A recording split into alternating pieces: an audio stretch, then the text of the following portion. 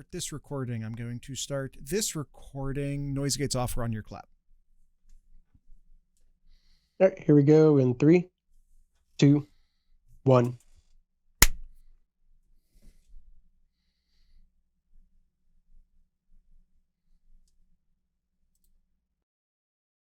Anchors up, sells at full.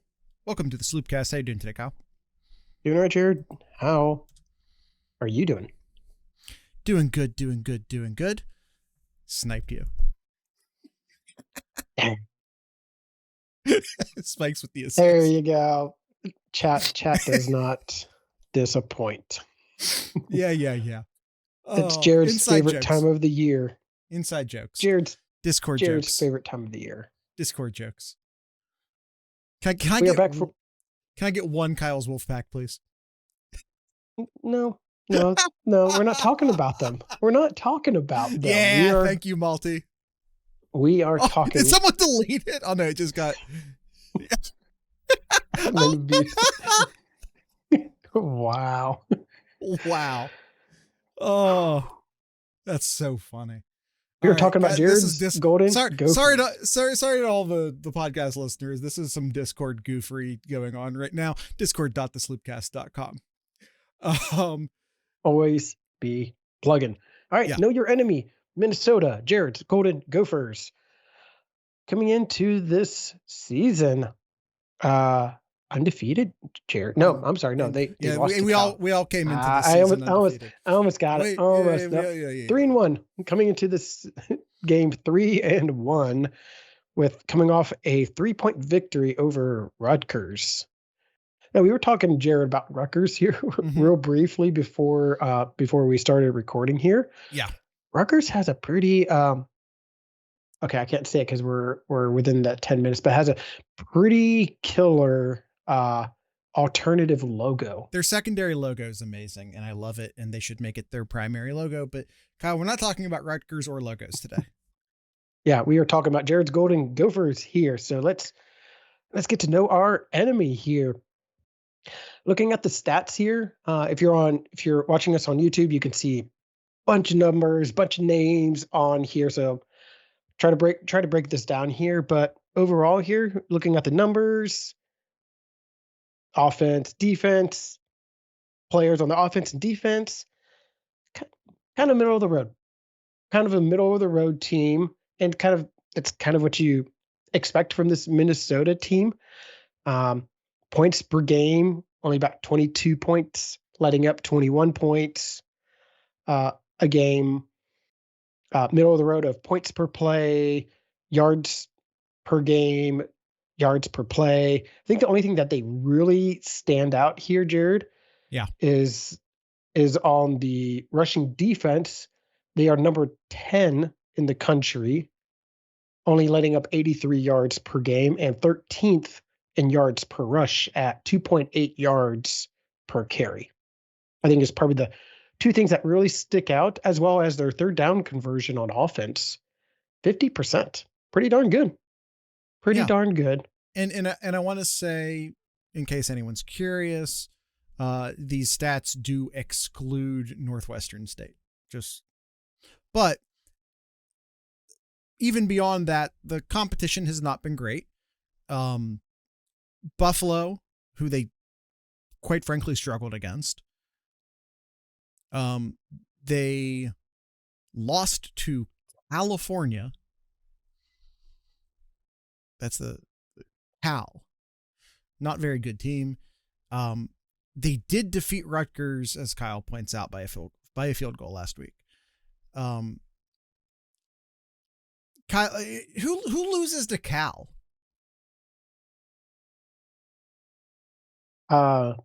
Minnesota, apparently. Well, apparently Minnesota loses to Cal. Apparently everybody loses to Cal so far. Oh, no, they do have the one loss to San Diego State, but they're 3-1 or 4-1, Jared. Yeah, as Malty points out, not San Diego State. Malty also said San Diego State beats Minnesota 47-0 by the transitive property. I'm not going to fact check him on that. I'm just gonna roll with that as a fact. All right, Kyle.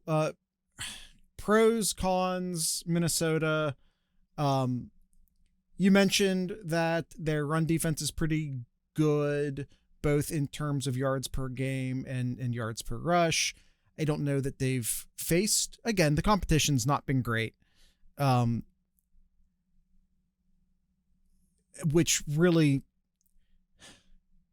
I mean, on the offensive side, they're 105th and 108th rushing offense. And again, the competition has not been good.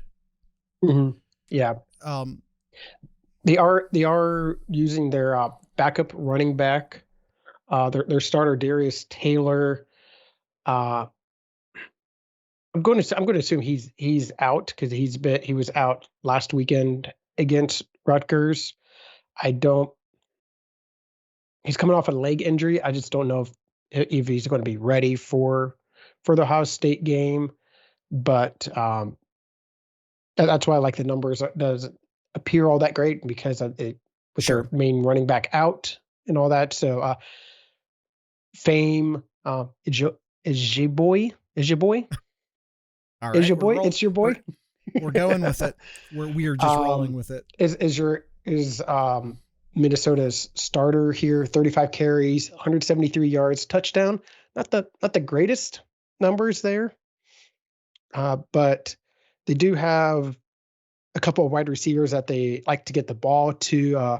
Javon Tracy, Lamek Brockington, and Jalen Smith, all with a good amount of catches and touchdowns to go with them. And Jamison Greer is also very active in their passing game, their tight end. So they like to pass it around. Drake Lindsay, their quarterback, has been good. Okay. Yeah, he's doing good. He's fine. It's not going to be yeah, Malty. It's not going to be nearly as good as what we saw last week with Williams by any means. But he's also, a competent quarterback. He's not. He's a Minnesota quarterback. Like I don't know how else to say it. Like he's fine. He's fine. It's not like, oh man, he's terrible. Ohio State's gonna da da da da da. I don't mean to like disparage him, but at the same time, certainly not the talent that Ohio State faced a quarterback last week. On the defensive side of the ball, as Malty points out in the chat, Coy Parrish, White Boy of the Year. I do really like Coy Parrish. He is an excellent player. He's their best defensive back, I'd say, with respect to John Nestor, who's also very good. But Coy Parrish, I think, is a really special player.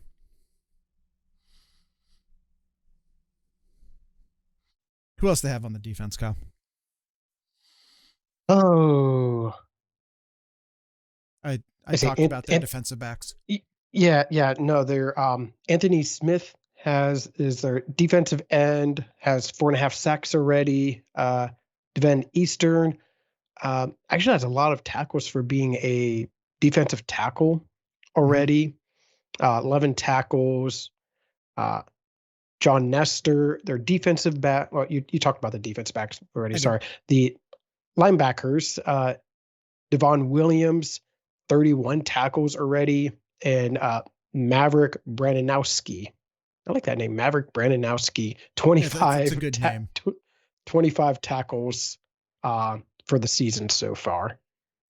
Again, nothing kind of like really screams out, but definitely their safety is I think is really the key player to watch for Minnesota's defense. 4.5 sacks for Anthony Smith is pretty good.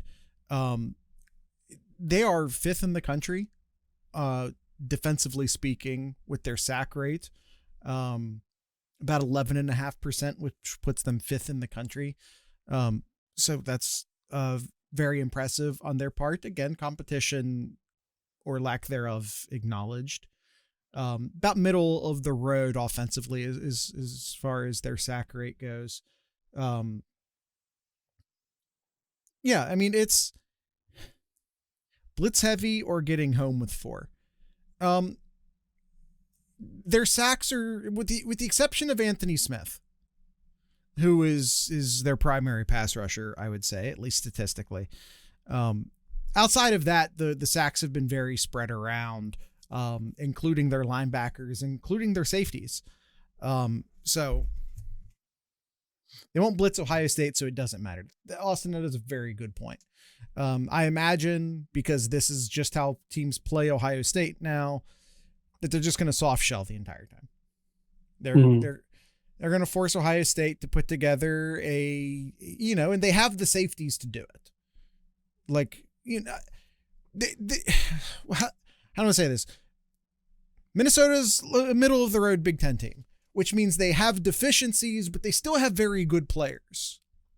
They have deficiencies that you can take advantage of. There are holes in their roster, but that doesn't mean that there aren't really good players on the team. They have really good pass rusher in Anthony Smith, 2 really good defensive backs in Nestor and Parrish. Maverick Brananowski, really good linebacker.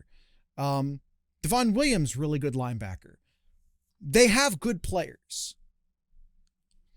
but they don't have 22 players at that level, if that makes sense. They have that right tackle. What's his name? Oh yeah, Philip Daniels. Oops. Austin says they won't blitz Ohio State, so it doesn't matter. At least not often enough for it to matter. They'll go cover 2/4, mix in cover 1 with Parrish. Yeah. They've got a Lamborghini in the trailer park in Parrish. Yeah, it really is. And I want to say that he's not, they have some very good players on their defense. I want to be very clear on that. They have enough good players on their defense that they can, like I said, execute that soft shell, force Ohio State to put together long drives. Ohio State's not going to score 35 at halftime against Minnesota. They're not going to score 28 at halftime against Minnesota. We will not see the second string start the second half against Minnesota. That being said, Ohio State should win fairly easily. Yeah, But don't think that this is going to be. I think there will be times that we see Minnesota's defense be able to do well and make a stop here or there, but being able to try to deal with Ohio State's offense for 60 minutes, not going to be sustainable. I think this is going to be. Yeah, I think what was the over 23.5? Yeah, I think it was 23.5 here. Yeah. Yeah, Ohio State may cover that at halftime. I don't know. I don't know about that. I mean, because Spikes asks the important question: how many possessions are we getting? That's the thing. Ohio State's been averaging, what was it? 7 or 8. Just under. Yeah, I think it's right around 7. Might be just under or just over 7 possessions a game. Yep, we had 7 last week. Especially if you exclude Grambling. Yeah, we had 7 against Texas, and I believe it was 8 against Ohio. 8 against Ohio, and it was 7 against Minnesota. And I don't remember Wisconsin. what it was against. Huh? You said Minnesota. We haven't played Minnesota yet. We also haven't played Wisconsin. Washington. That's the team. All right. That is the team. Yes. That was a moment. I think we need to take an ad break there, Jared. Yeah, probably. But real quick, Austin says this will be closer to Washington than to Grambling. I think it'll be absolutely, but even then, I think it'll be near closer Ohio. To Ohio than Washington. Yes. Well, hold on. He then says, I think this game will be very similar to the Ohio game. Um, closer to Washington than Ohio, or excuse me, closer to Ohio than Washington, but definitely in between the two. Definitely in between the two, but closer to Ohio. All right, Cal, let's take that ad break. All right. You ready? The sloopcast.com is your go-to link for anything and everything Sloopcast related. There you can find all of our links, such as our merch store, merch.thesloopcast.com. There you can find a lot of our t-shirts that Jared has designed and published there for you to purchase. A lot of great Sloopcast designs there. Some of our brand episodes, even ones that are we do during the off season. Like there's one like for a camp Sloopcast. I always like the one that says, "When you ride alone, you ride with Hardball." One that's a good one. That's a World War II propaganda parody. Yeah. I'll just say the original character in that their name also began with H. I'll let y'all figure it out from there. Yeah. A lot of great designs over there and more links over at thesloopcast.com. We're going to take our ad break and be right back. And they also cheated. Should I make a Cheaters Up North team t-shirt? In a way that makes the acronym obvious. See how long that lasts. I think that'll be fine. It's, you know what? No, we're not. I'm not gonna go on a DMCA rant right now. I'm not gonna do it. Why would you even tempt me to do that, Kyle? Anyway, let's move forward. Do some sloop sayers, Jared. Let's do some sloop. Ready for some? Do some sloop sayers. All right. Here we get to pick some players, some matchups, the spread, and the final score. So let's start off with Ohio State player to watch. Who do you have for this one for Ohio State player to watch? Ohio State player to watch. I think, to me, I want to see Ohio State continue to get both better and more consistent offensively. The defense is lights out, obviously. I also think Minnesota's defense is better than their offense. But so I'm gonna look for Ohio State player to watch. I'm gonna lean towards the offensive side of things. Bo Jackson, even if he didn't start last week, he did get half of the running back carries. I think more than half. I think half of the total carries and more than half of the running back carries, if I remember correctly. But so I'm gonna go Bo Jackson. Long story short, I'm gonna go Bo Jackson here. Get good consistency. 3 yards, a cloud of dust, that old thing. But you win on first down and you win on second down. You set up some easy third downs for your redshirt freshman quarterback. That's my take here. I'm gonna go Bo Jackson. All right, I think in the grand scheme of things, I don't really think there's a particular player to watch for Ohio State, but for the sake of the show here, I'm gonna show some love, Jared, to the Slobs. I'm gonna show some love to the Slobs, even though I don't think a particular player needs to play well in order for Ohio State to win. I'm gonna go with Carson Hinsman. He's been absolutely killing it all year. Absolutely. We don't talk a ton about the offensive linemen. We talked a little bit here and there about some of the coverage that they do on the rushing, pass, protection, and all that. But Hinsman's absolutely killing it this year. So I'm going to show some love and have him as my Ohio State player to watch here. Austin Sareveld injured a man by pancaking him. Yes, he did. He did, yes. Enemy player to watch. The correct answer here is Coy Parrish. It absolutely is. It absolutely is. But if you're going to go on the offensive side, I mean, it's got to. I think I probably would go with their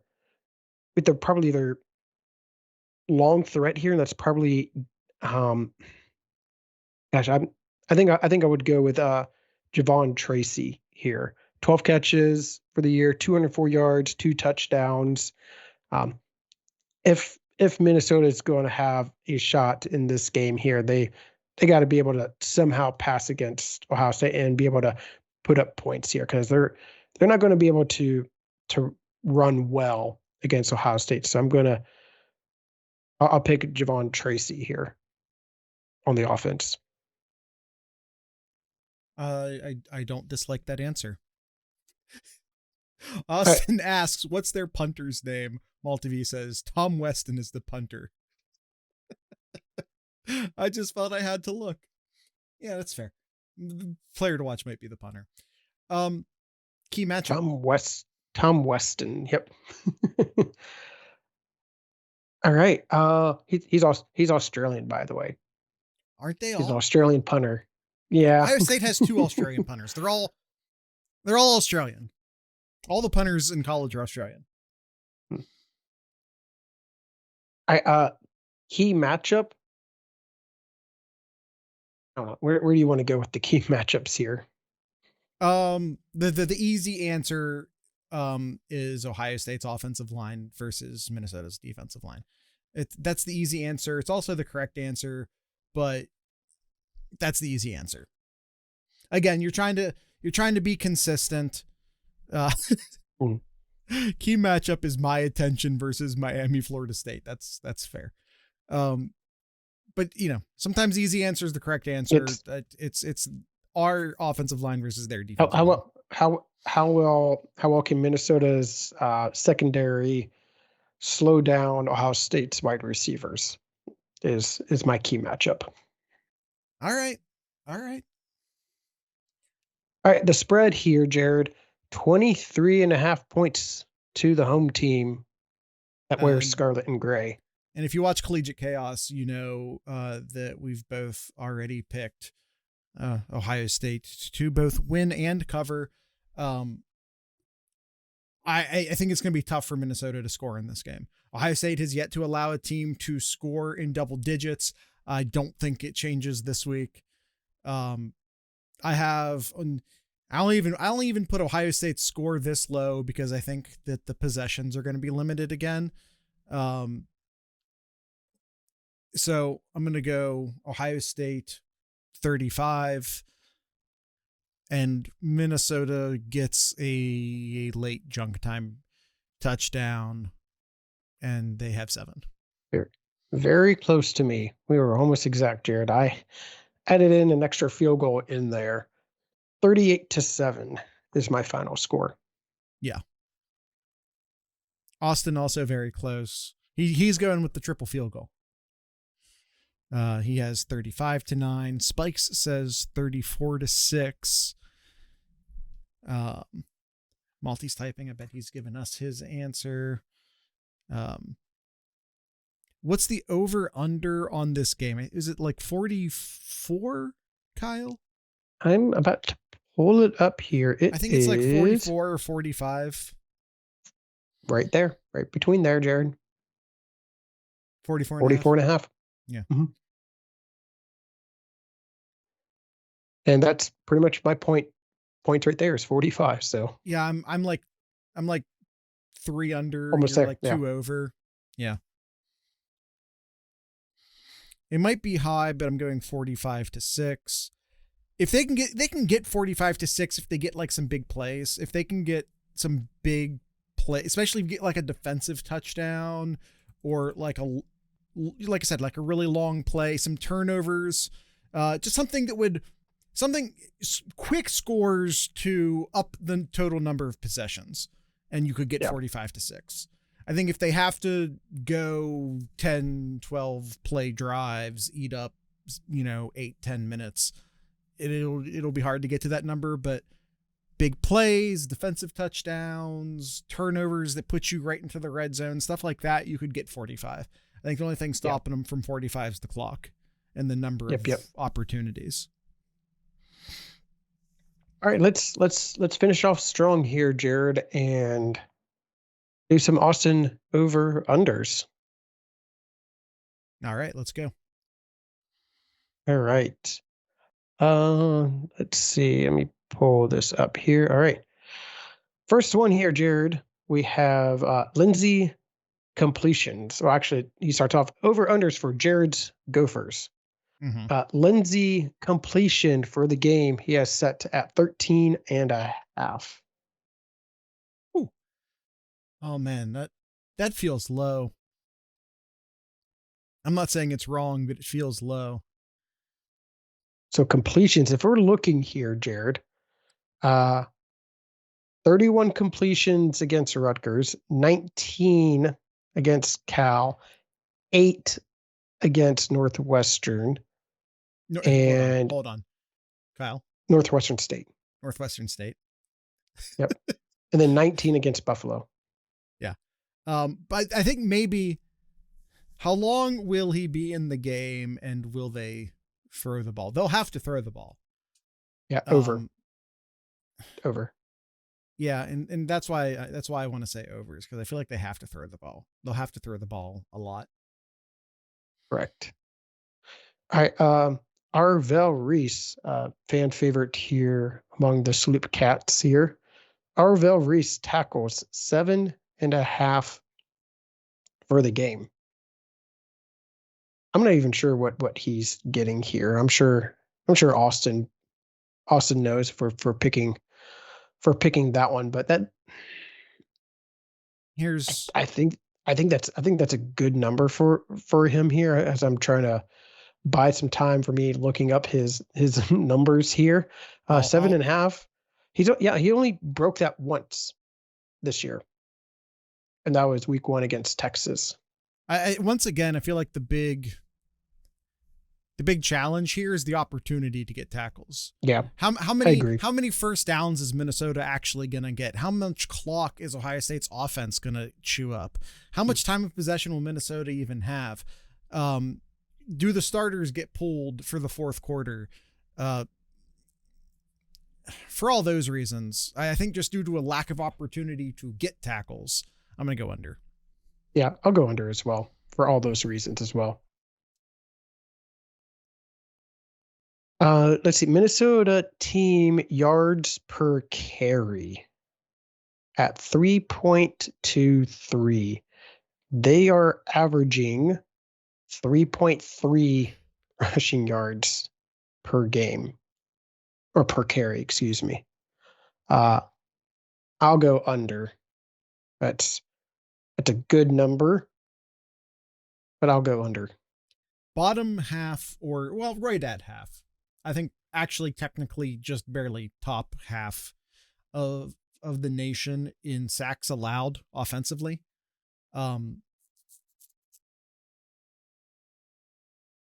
That's going to be the big, and they might not have their best running back. How many sacks do they get? That brings down the yards per carry.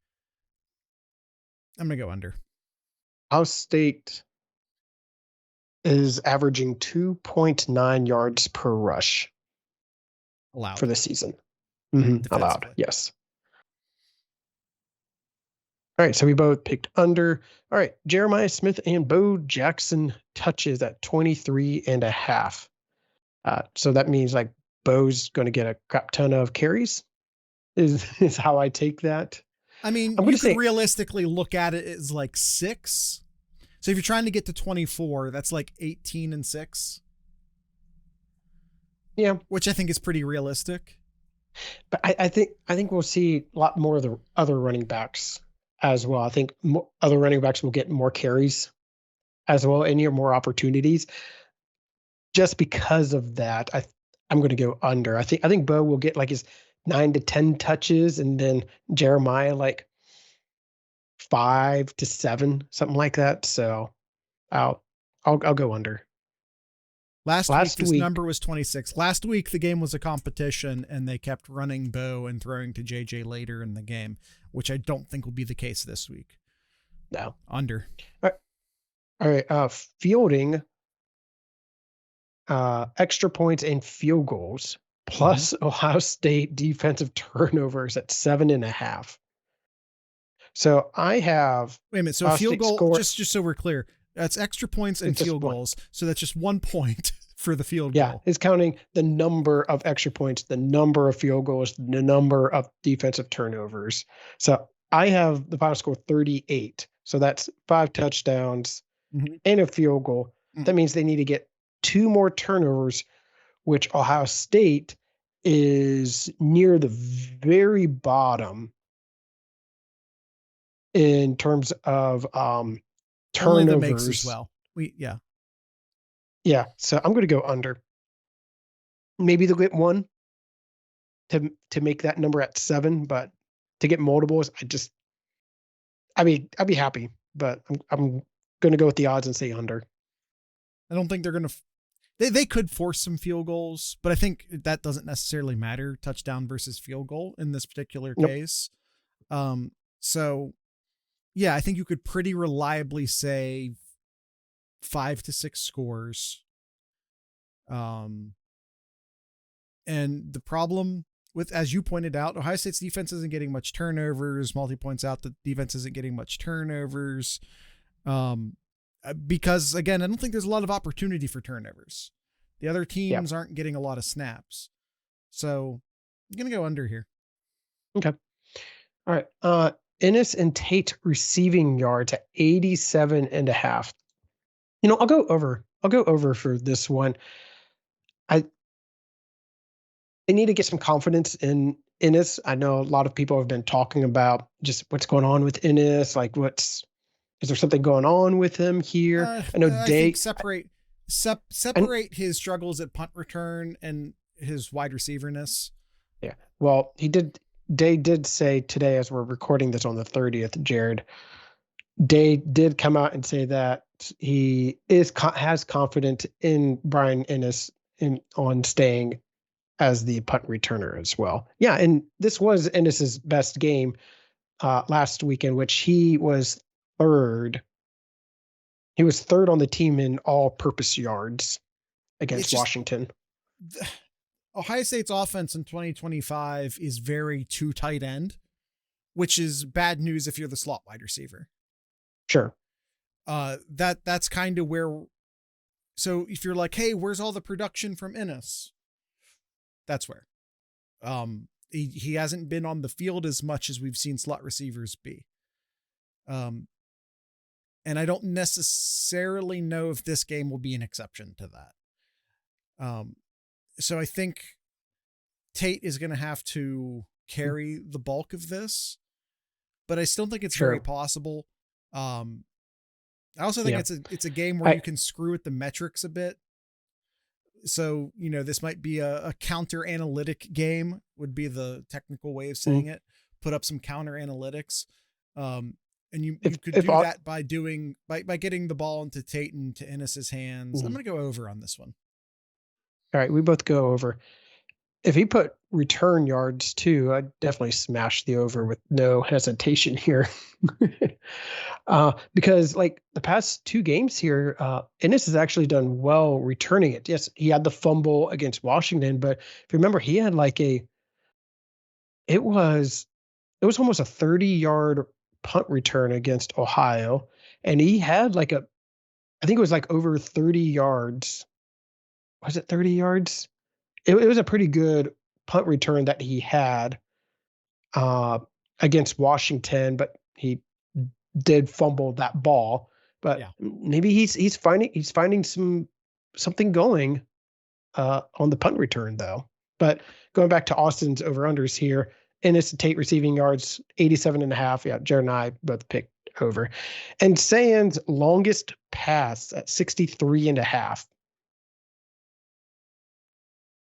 Longest pass completion, 63.5 yards under.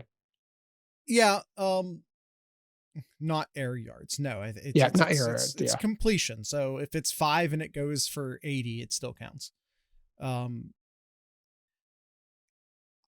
I don't think this is that game. I don't think so either. I think there's a lot of spots in this Minnesota defense you can exploit, and I don't think that the top of their defense is that place. I think that their safeties are probably the strongest point in this team. I think that they'll exploit that by going shell the way everyone's been going shell against Ohio State so far this year. I don't see a big long pass through the air. Now, of course, there's always the possibility that, you know, a 5-yard pass gets turned into a 70-yard pass. That when you have these wide receivers, that's always a possibility, but you know, you also really can't plan on that. So I'm going to go under. Okay. All right. Both went under for that one. Oh, we did pick the same? I actually didn't realize that. This is the first time this has ever happened. Apparently, according to Austin, who would know. Lore master. Yes. I honestly wasn't paying attention. I didn't know, but all right. I think that's it. Any last words, Jared? Aren't I the ones that is supposed to do the thing? And I ask you if you have anything in Kyle's corner. Isn't that how we normally do this? I thought we swap it up for this one. Yeah, but you can't ask me if there's anything in Jared. I mean, I guess you could, but that's not how we do it. Kyle, do you Jared's corner? Do I have anything? No, I don't have anything in Jared's corner. I was not prepared for this. Wait a minute. I do have something in Jared's corner. You do? I do. We're doing game posters again. I'll say that the game posters, unless other people are sharing them outside of the Discord, which is welcome, you guys can download those and share them elsewhere if you want to.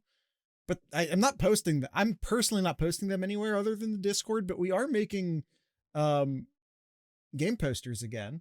And I guess I can just go ahead and open one up and show you guys right here on the show. As I talk a little slowly as I find we got a new and they came up with the name for this, Jared. Austin did. All right. Jared's Junkyard. That works. I'm okay with that. This is our Minnesota game poster.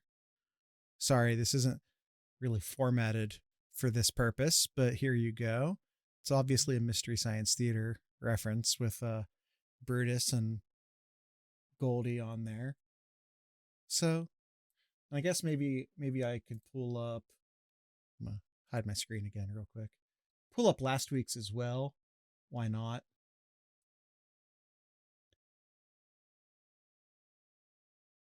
This was our one from last week, which is a Into the Wild reference. You can only find them on the Discord server, unless other people are sharing them elsewhere. I'm only putting them in the Discord server. And again, so unless people are like downloading and posting elsewhere, which once again, you're welcome to do.